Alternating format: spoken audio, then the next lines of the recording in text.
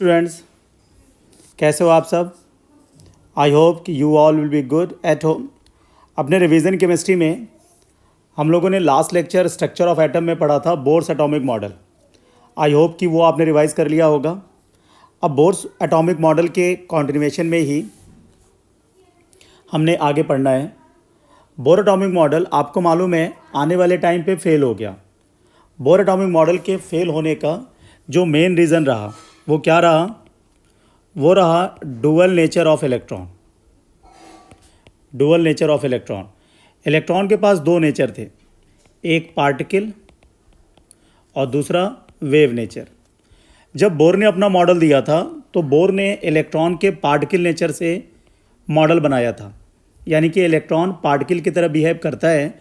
उन्होंने कंसीडर नहीं किया था कि इलेक्ट्रॉन वेव है। बट उनके पॉस्टुलेट कुछ इस तरह से थे कि आज के टाइम पे इलेक्ट्रॉन का डुअल नेचर लेने के बाद भी उनके पॉस्टुलेट कई जगह पे फिट हो जाते हैं, यानी कि समवेयर उनके माइंड में हो सकता है ये बात रही हो कि इलेक्ट्रॉन के पास दूसरा नेचर भी है जिसको लेकर के उन्होंने पॉस्टुलेट बनाए। बट वो प्रूव नहीं कर पाए कि इलेक्ट्रॉन का वेव नेचर भी होता है या इलेक्ट्रॉन के पास दूसरा नेचर भी होता है। ये डुअल नेचर को बताने का क्रेडिट या फिर इलेक्ट्रॉन के डुअल नेचर से डेवलप्ड हुए फॉर्मूले का क्रेडिट डी ब्रॉगली को जाता है। डी ब्रॉगली ने पार्टिकल नेचर और वेव नेचर को कंबाइंड करके एक फार्मूला बनाया। तो सबसे पहला जो टॉपिक आज हम रिवाइज करेंगे that is de Broglie wavelength. इससे क्वेश्चन डायरेक्टली आपके एग्ज़ाम में आता है जेई मेन में।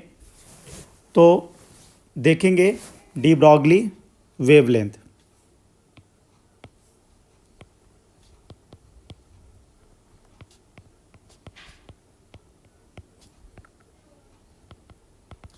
वैसे तो आपको डायरेक्टली डी ब्रॉगली वेवलेंथ का एप्लीकेशन भी पता होना चाहिए। अब डी ब्रॉगली वेवलेंथ इन्होंने क्या और कैसे जनरेट किया फार्मूला।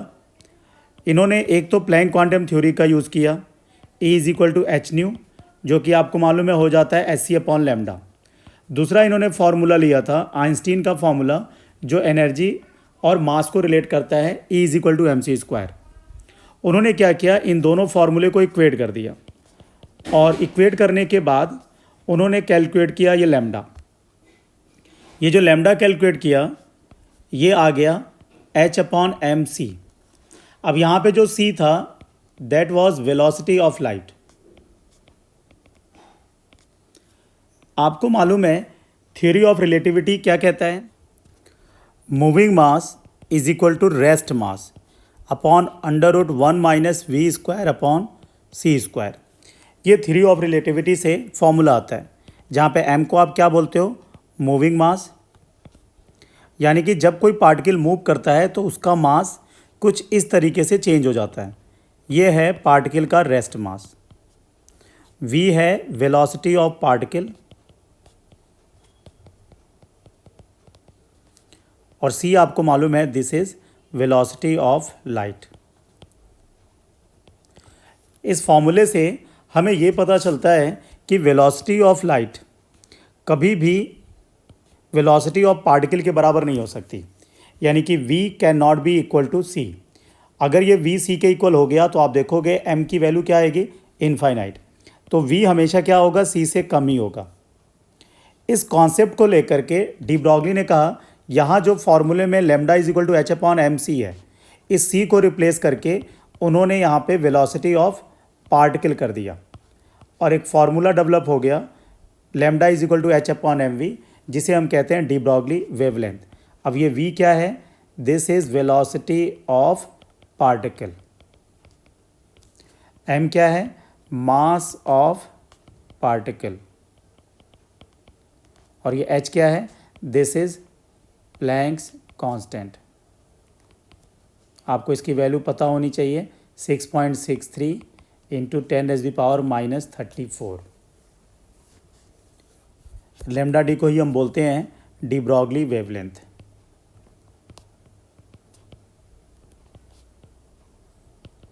अब ये फॉर्मूला हर उस माइक्रोस्कोपिक पार्टिकल के ऊपर वैलिड है जो v वेलोसिटी से ट्रेवल करता है। माइक्रोस्कोपिक पार्टिकल में सिर्फ इलेक्ट्रॉन ही नहीं आते, प्रोटॉन भी आ जाते हैं, न्यूट्रॉन भी आ जाते हैं, उन सभी के ऊपर ये फार्मूला वैलिड है। अब इस फॉर्मूले को मॉडिफाई करें तो ये बन जाता है lambda D is equal to H upon M V को आपको मालूम है कहते हैं लीनियर मोमेंटम।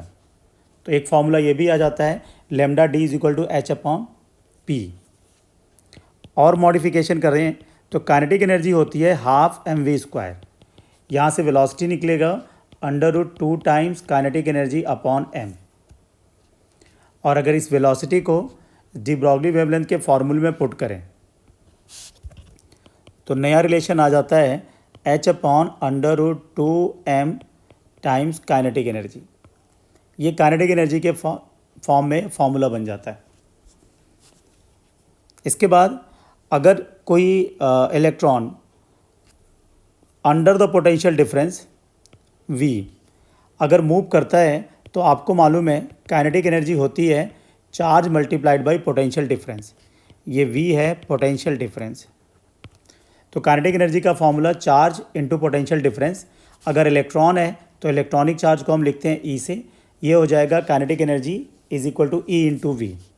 अगर इसको इस फॉर्मूले में पुट करें तो एक और फार्मूला हमें मॉडिफाई होकर के मिल जाता है √2 MEV, जहाँ पे डी ब्रॉगली वेवलेंथ का रिलेशन सीधा सीधा आ जाता है पोटेंशियल डिफरेंस से। यानी कि पोटेंशियल डिफरेंस बढ़ेगा तो डी ब्रॉगली वेवलेंथ कम हो जाएगा। ये सारे फॉर्मूले आप यूज़ करते हो कैलकुलेशन के लिए अगर डायरेक्टली आपको पोटेंशियल डिफरेंस दिया है। अगर हम इलेक्ट्रॉन की बात करें तो ये रिलेशन कुछ इस तरह से मॉडिफाई होकर के आ जाता है। आप डायरेक्टली इसको अप्लाई भी कर सकते हो 12.27 √V और ये एंगस्ट्रॉम में डायरेक्टली ये फॉर्मूला अप्लाई कर सकते हो where V is potential difference.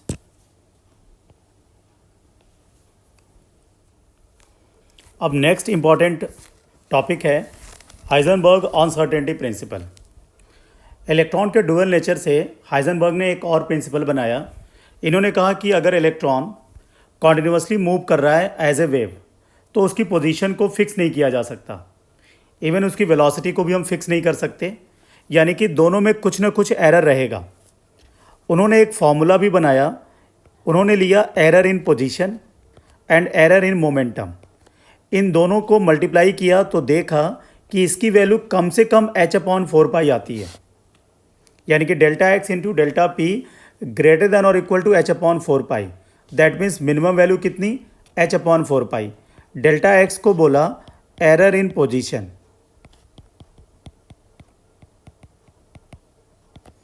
Delta P error in momentum.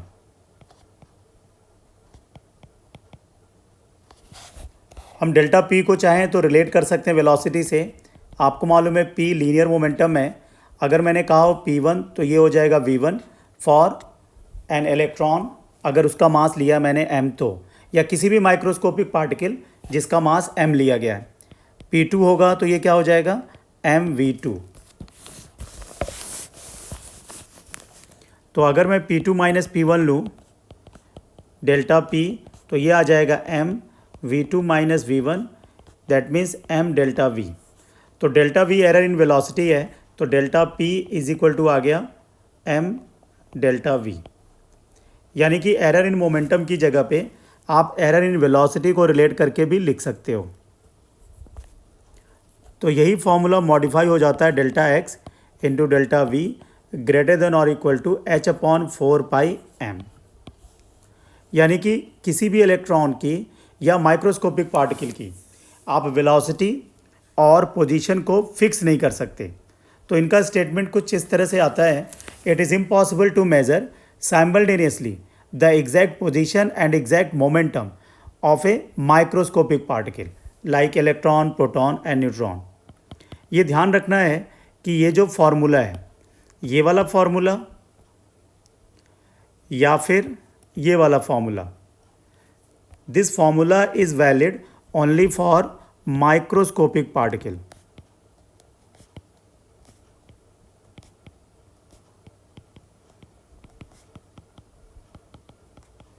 Microscopic particle का मतलब है like electron, proton, neutron and so on, जिनका मास बहुत ही कम होता है, जिनका मास आप कह सकते हो कि ऑलमोस्ट नेग्लिजिबल है, बहुत ही कम है, उनको हम बोलते हैं माइक्रोस्कोपिक पार्टिकल। ये फार्मूला हाइजेनबर्ग अनसर्टेनिटी प्रिंसिपल सिर्फ उन्हीं पार्टिकल के ऊपर वैलिड है। यानी कि ये मूविंग कार, क्रिकेट बॉल, इस तरह के पार्टिकल के ऊपर ये फार्मूला वैलिड नहीं होता।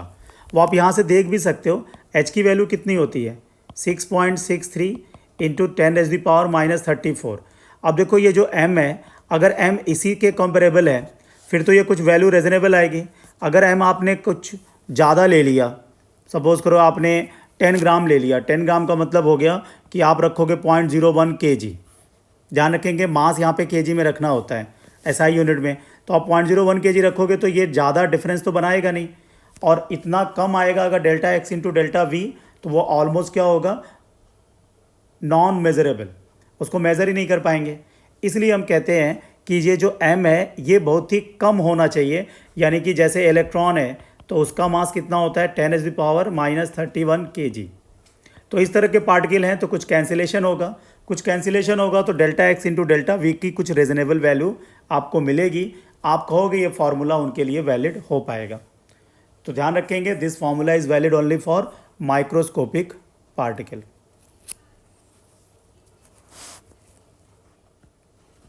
अब एक और इम्पॉर्टेंट टॉपिक डिस्कस कर लेते हैं, that is photo electric effect. इस फोटो इलेक्ट्रिक इफेक्ट में होता क्या है,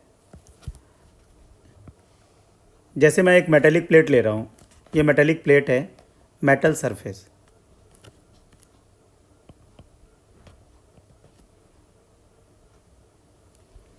इस मेटल सरफेस पे एक लाइट रे इंसिडेंट कराते हैं, ये लाइट रे स्ट्राइक कर रही है। अब लाइट रे की कुछ अपनी फ्रीक्वेंसी होगी, कुछ अपनी वेवलेंथ होगी, जिससे हम इसकी एनर्जी कैलकुलेट कर सकते हैं। तो मैंने लेट से फ्रीक्वेंसी ले ली न्यू, और ये मैंने कैलकुलेट करके बता दिया इंसिडेंट एनर्जी। अब ये जो लाइट रे अपने साथ एनर्जी लाती है, ये दो पार्ट में यूज़ होती है। एक पार्ट मेटेलिक सरफेस कुछ एनर्जी एब्जॉर्ब कर जाता है टू फ्री द इलेक्ट्रॉन, जो एनर्जी बच जाएगी वो एनर्जी इलेक्ट्रॉन ले करके बाहर निकल जाता है। यानी कि ये जो इलेक्ट्रॉन बाहर निकलने से पहले जो मेटल सरफेस के अंदर जो एटम है उसके अंदर का जो इलेक्ट्रॉन कुछ एनर्जी एब्जॉर्ब करता है। अब जितनी एनर्जी ये इलेक्ट्रॉन एब्जॉर्ब करता है टू इजेक्ट, उस एनर्जी को कहते हैं वर्क फंक्शन, और ये होता है एच न्यू नॉट, जिसमें न्यू नॉट को कहा जाता है थ्रेशोल्ड फ्रीक्वेंसी। इसका मतलब क्या है, कम से कम न्यू नॉट एच या एच न्यू नॉट तो एनर्जी होनी ही चाहिए इस इंसिडेंट एनर्जी के बराबर, या फिर ऐसा कहें कि जो लाइट रे स्ट्राइक कर रही है उसके पास अगर एच न्यू नॉट से एनर्जी कम है तो इलेक्ट्रॉन कभी बाहर निकलेगा ही नहीं। अब देखो अगर ये न्यू नॉट से ज़्यादा है तो एच न्यू की वैल्यू एच न्यू नॉट से ज़्यादा होगी, तो जो एनर्जी बच जाएगी वो एनर्जी इलेक्ट्रॉन लेके निकलेगा। अब इलेक्ट्रॉन मूव कर रहा है तो ये एनर्जी किस फॉर्म में आएगी, in form of kinetic energy. कितनी एनर्जी रह जाएगी, एच न्यू इंसिडेंट थी, एच न्यू नॉट एब्जॉर्ब हो गया, तो जो काइनेटिक एनर्जी बचती है that is equal to H nu minus H nu naught. अगर लेमडा के फॉर्म में लिखें तो आपको मालूम है nu is equal to C upon lambda, as C common, और यहाँ आ जाएगा लेमडा नॉट। लेमडा नॉट को हम क्या बोलेंगे, लेमडा नॉट को क्या बोलेंगे, threshold wavelength.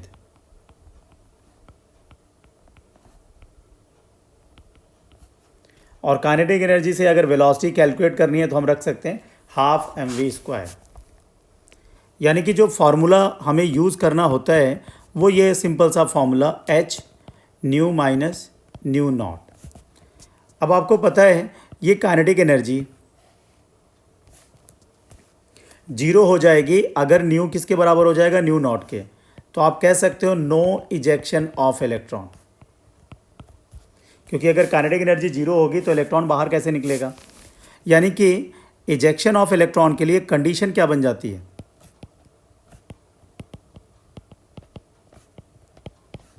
New must be greater than new naught. अगर न्यू न्यू नॉट से बड़ा नहीं है तो इलेक्ट्रॉन बाहर नहीं निकलेगा, अगर न्यू न्यू नॉट से बड़ा है तो इलेक्ट्रॉन बाहर निकल जाएगा। अब एक क्वेश्चन जो यहाँ पे बनता है कि क्या इलेक्ट्रॉन का इजेक्शन इंटेंसिटी के साथ रिलेटेड है, तो आंसर आता है इलेक्ट्रॉन के इजेक्शन के लिए फ्रीक्वेंसी इज़ इम्पॉर्टेंट। अगर incident frequency that is new अगर थ्रेशोल्ड फ्रीक्वेंसी से ज़्यादा नहीं है तो कभी भी इलेक्ट्रॉन बाहर नहीं आएगा, यानी कि इंसिडेंट फ्रीक्वेंसी को थ्रेशोल्ड फ्रीक्वेंसी से ज़्यादा होना ही पड़ेगा फॉर इजेक्शन ऑफ इलेक्ट्रॉन। तो अब ये आता है कि इंटेंसिटी से के साथ रिलेशन क्या है इलेक्ट्रॉन के इजेक्शन का। तो इलेक्ट्रॉन का निकलना इंटेंसिटी पे डिपेंड नहीं करता, बट अगर इलेक्ट्रॉन बाहर आ रहा है तो इंटेंसिटी जो इंसिडेंट लाइट की है उससे rate of emission of photo electron पे फर्क पड़ता है। Rate of emission of electron is directly proportional to intensity of light used। आप कह सकते हो इंटेंसिटी बढ़ाएंगे तो इलेक्ट्रॉन का नंबर्स जो निकलने का है वो बढ़ जाएगा, यानी कि आप अगर करंट फ्लो करो देखोगे तो फोटो इलेक्ट्रिक करंट जो होगी वो ज़्यादा फ्लो करेगी। तो इंटेंसिटी बढ़ाने से rate of emission of electron बढ़ जाएंगे, फोटो इलेक्ट्रिक करंट बढ़ जाएगा। अगर ग्राफ प्लॉट कराया जाए काइनेटिक एनर्जी वर्सेस फ्रीक्वेंसी, तो देखो फॉर्मूला अभी अभी आया H nu minus H nu not. H nu not क्या है? This is threshold energy. Threshold energy को आप इस तरह से भी डिफाइन कर सकते हो, minimum energy required for ejection of electron.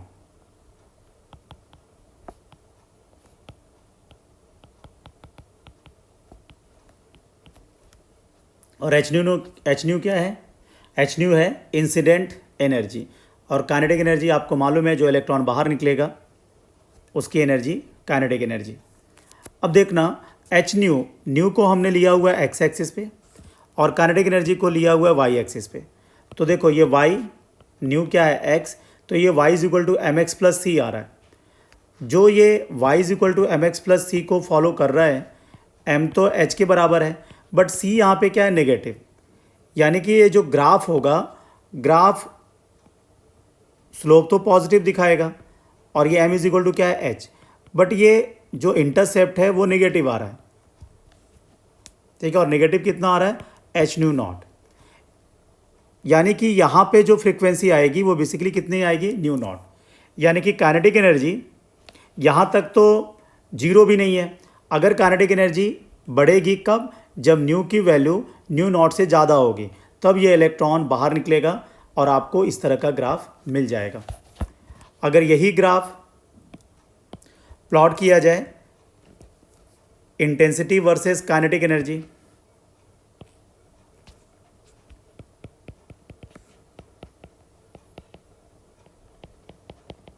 तो आपको ये कांस्टेंट वैल्यू मिलेगी, यानी कि काइनेटिक एनर्जी से इंटेंसिटी का कोई रिलेशन नहीं आता है,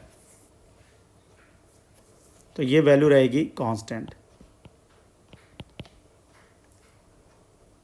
अब इसी के कॉन्टिन्यूएशन में फोटो इलेक्ट्रिक इफेक्ट में ही आपसे पूछा जाता है stopping potential.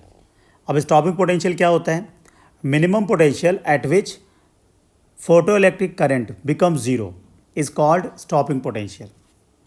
Photo electric current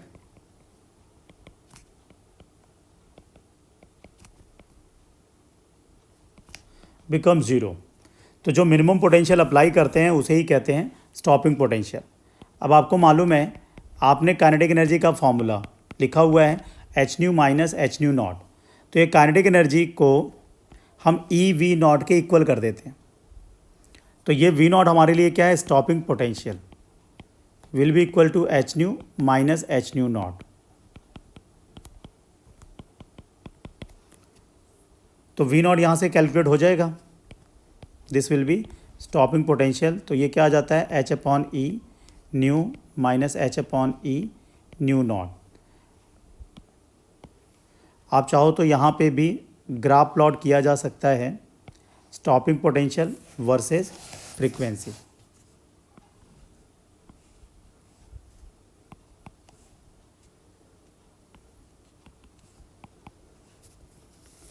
तो आप देखोगे यहाँ पे स्लोप कितना है h/e और इंटरसेप्ट ये नेगेटिव है, ये भी y = mx + c को सेटिस्फाई करेगा।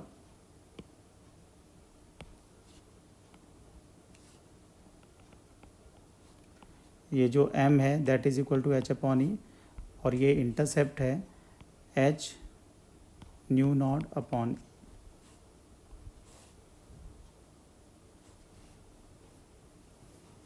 तो आपको यहाँ से कैलकुलेट होकर के आ जाएगा स्टॉपिंग पोटेंशियल।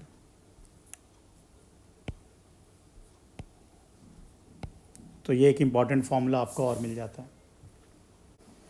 अब सभी कॉन्सेप्ट को पढ़ने के बाद मॉडर्न एटॉमिक मॉडल दिया गया।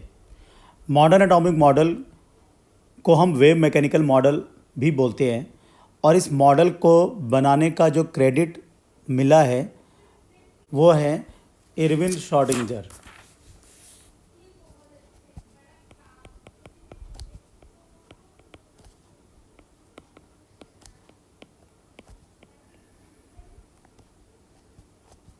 ये साइंटिस्ट हैं जिनको ये मॉडर्न एटॉमिक मॉडल बनाने का क्रेडिट दिया गया है।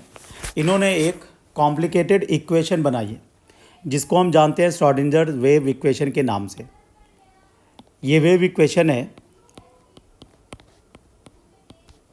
del2 psi del x square del2 psi del y square plus del2 psi del z square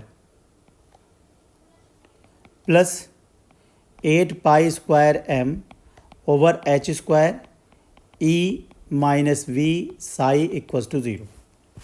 अब इसमें ये टर्म्स क्या बताते हैं ये मैं आपको बता देता हूँ, बट ये इक्वेशन आपके सिलेबस में एज सच ही रखी गई है, इसकी ज़्यादा डिटेलिंग सिलेबस में नहीं है।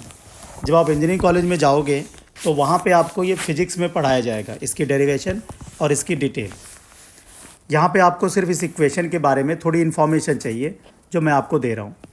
साई जो यहाँ पे यूज़ किया गया है, इस साई को बोलते हैं वेव फंक्शन। ये वेव फंक्शन है एक्स वाई जेड का, और आपको मालूम है ये एक्स वाई जेड ये कार्टेशियन कोऑर्डिनेट्स है।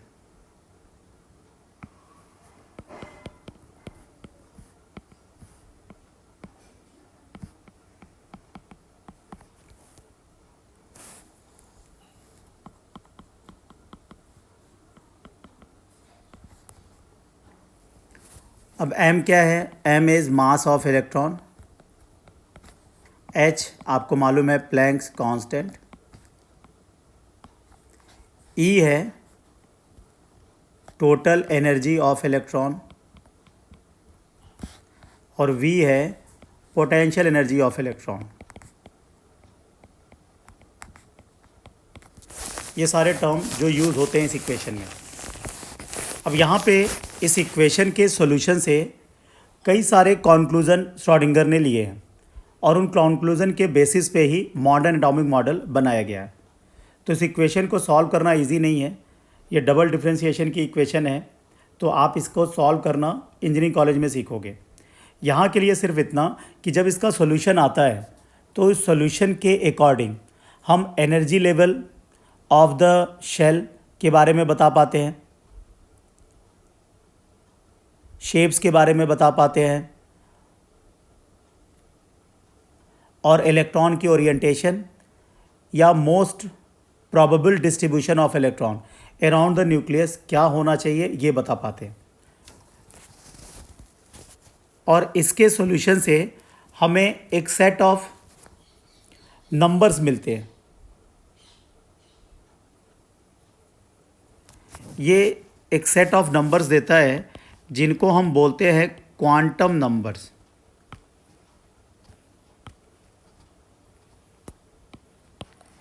It provides a set of number which is known as quantum numbers। इसके बारे में हम आगे पढ़ेंगे। अब जो कुछ बेसिक क्वेश्चन हैं जो आपके एमसीक्यूज़ में आ सकते हैं वो क्या क्या है वो देख लेते हैं। आपसे पूछा जाता है साई का कोई सिग्निफिकेंस है या नहीं, फिज़िकल सिग्निफिकेंस, तो इसका कोई फिज़िकल सिग्निफिकेंस नहीं होता। आपको मालूम है ये वेव फंक्शन है, it may be positive somewhere, it may be negative somewhere. But अगर मैं इसका स्क्वायर कर देता हूँ तो साई अगर नेगेटिव भी है, स्क्वायर हमेशा क्या होगा, पॉजिटिव। साई स्क्वायर को हम बोलते हैं प्रोबेबिलिटी डेंसिटी, प्रोबेबिलिटी डेंसिटी। इस साई स्क्वायर का फिजिकल सिग्निफिकेंस होता है, फिजिकल सिग्निफिकेंस किसका है, साई स्क्वायर का। It tells about the probability of finding an electron. और जिस स्पेस में अराउंड द न्यूक्लियस इलेक्ट्रॉन के होने की पॉसिबिलिटी सबसे ज़्यादा होती है उसका नाम भी इन्होंने रखा, उसे बोला ऑर्बिटल। यानी कि इलेक्ट्रॉन अल्टीमेटली रहेगा कहाँ पे, ऑर्बिटल के अंदर। अब इससे रिलेटेड कुछ बेसिक टर्म है वो आपको मैं बता देता हूँ। यहाँ पे कुछ टर्म पूछे जाते हैं। नोड, नोड क्या होते हैं, the point where probability of finding an electron is zero.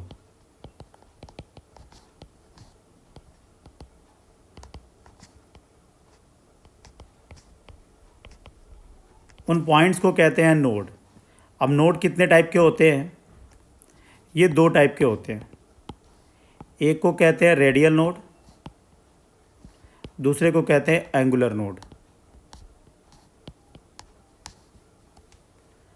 Radial node का फॉर्मूला होता है n minus L minus one, angular node का फॉर्मूला होता है सिंपली l। अब ये l क्या होता है ये आगे मैं आपको बताऊंगा। This is known as azimuthal quantum number. अगर टोटल नोड की बात की जाए तो टोटल नोड हो जाते हैं n माइनस वन। एन क्या है, ये number of shell, shell number. आगे चल करके देखेंगे इसी को बोलते हैं प्रिंसिपल क्वांटम नंबर, जो शेल के बारे में, शेल की एनर्जी के बारे में बताता है, रेडियस के बारे में बता देता है। अब ये क्वेश्चन देख लेते हैं। कुछ इस तरह के क्वेश्चन ही आपके एग्ज़ाम में पूछे जा सकते हैं प्रोबेबिलिटी वेव फंक्शन के फॉर्म में। जैसे ये इक्वेशन है, साई की एक इक्वेशन दे रखी है, यानी कि वेव फंक्शन दे रखा है आपको, और यहाँ पे x की वैल्यू उन्होंने बताई हुई है 2r/a0। आपको बताना है minimum and maximum position of radial node from the nucleus. अब नोड का मतलब आपको मालूम है, नोड वो पॉइंट होते हैं जहाँ पे probability of finding an electron zero होता है। यानी कि साई स्क्वायर क्या होता है, जीरो। साई स्क्वायर जीरो होने का मतलब है साई भी क्या होगा, जीरो। यानी कि जो ये इक्वेशन है इसको आप इक्वेट कर दोगे जीरो से, तो आप देखोगे सारा कुछ जीरो हो जाएगा। ये x माइनस वन और x square minus 8x plus 12 ये हो जाएगा जीरो। अब आप देखो यहाँ पे आपको कितने सॉल्यूशन मिलेंगे। एक तो आ जाएगा x इज इक्वल टू 1, और इस इक्वेशन को सॉल्व करोगे तो आप देखो फैक्टराइज करोगे तो आपको क्या मिलेगा, फैक्टर करोगे तो आपको मिल जाएगा x minus 6 x minus 2 equals to 0। यानी कि एक आपको मिलेगा x इज इक्वल टू 6 और एक वैल्यू मिलेगी x इज इक्वल टू 2। तो आपको सिर्फ ये चेक करना है कि आपका जो नोड है मिनिमम एंड मैक्सिमम पोजीशन कितनी है। तो x इज इक्वल टू आपको दिया हुआ है 2r/a0। तो देखो अगर x की वैल्यू 1 रखोगे तो यहाँ से r की वैल्यू क्या आएगी, a0/2, एक वैल्यू मिल गई।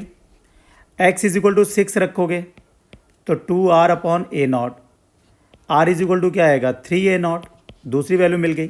x इज इक्वल टू 2 रखोगे तो आपको r कितना मिल जाएगा, a0। इसमें देखो r की कौन सी वैल्यू मिनिमम है और कौन सी मैक्सिमम। तो आपको दिखेगा r is equal to a0/2 minimum and r is equal to 3a0 is maximum. तो minimum and maximum position of radial node कौन सा ऑप्शन आ जाएगा, ऑप्शन बी। इस तरह से क्वेश्चन बना करके आपसे पूछे जाते हैं। तो आई होप कि आप इजीली सॉल्व कर लोगे। जब भी कोई फंक्शन दिया होगा प्रोबेबिलिटी का और नोड पूछा जाएगा, आप उसको जीरो करोगे। जीरो करने के बाद ही आपको सॉल्व होकर के कुछ वैल्यूज़ आ जाएंगी, that will give you answer. I hope कि आपको यहाँ तक समझ में आ गया होगा। अगले लेक्चर में स्ट्रक्चर ऑफ एटम का जो रेस्ट पार्ट बचा हुआ है वो कंप्लीट करेंगे। थैंक यू बच्चों।